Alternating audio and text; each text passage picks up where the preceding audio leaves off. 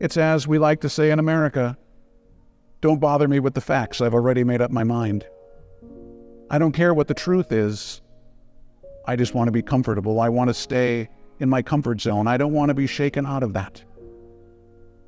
To that, I will bring up another fantastic line that comes out of Scripture. Do not conform yourselves to this age, but be transformed by the renewal of your mind. What a fantastic line. Be transformed by the renewal of your mind. What was your mind made for? The truth.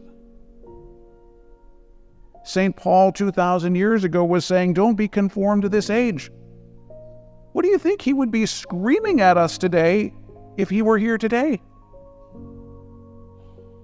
All you have to do is think about the fact that six people own every single major media outlet in the world. 6. That means there are 6 people that control absolutely everything that you hear. And we believe them. All that they do is lie.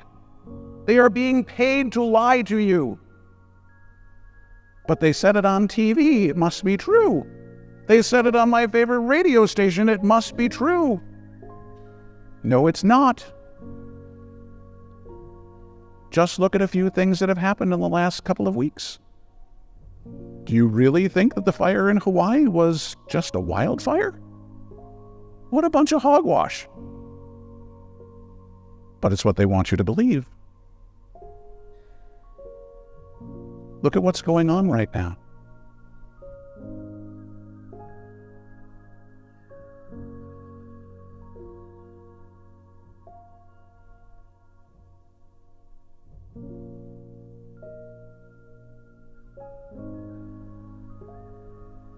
But because they use the media to cause fear in the people, we just go along with what they tell us to do.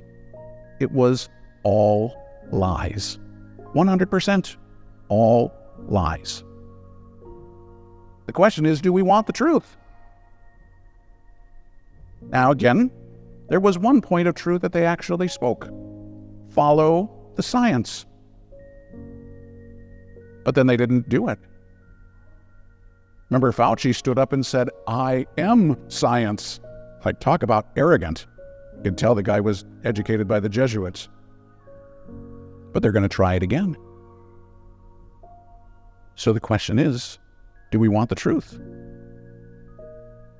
Now, I understand a little bit of Jeremiah, because a couple of years ago I gave a homily on that exact same thing. Not only did I get calls from the Archbishop, I got letters from all around the nation, and I didn't know that people could say some of the things that they were saying.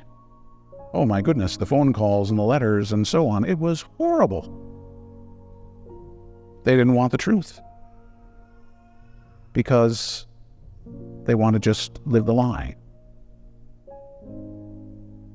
The question each one of us has to ask is, do I want the truth? If St. Paul is telling us that we have to be transformed by the renewal of our mind to discern what is the will of God, what is good and pleasing and perfect, do we want it? Because God is truth. And the sad thing for those of you who are my age and under, our entire life has been a lie. We don't want to hear that. Who wants to think that your entire life has been a lie? But it has, not your life per se, but all this garbage that they have been pushing down our throats for the last 60 years because they have an agenda. God made you for truth. You have to ask yourself, do I want that truth? Or do I want to be duped? Because Jesus told us exactly what's going to happen if we're going to follow him. But so many of us want to look at it a different way and say, oh, no. If I follow Jesus, everything is wonderful. Nothing bad will ever happen. It's like, look at what happened to him. If you're going to follow him, you're going to follow him right up to Calvary to be crucified. Isn't that exactly what he told us in the gospel today? That if we're going to follow him, we have to deny ourselves, take up our cross, and follow him.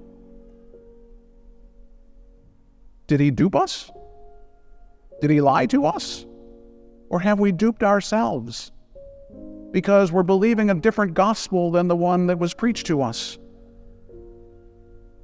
When St. Paul was talking to the Galatians about that exact point, he said, anyone who preaches to you a gospel different than the one that we have given to you, let him be cursed.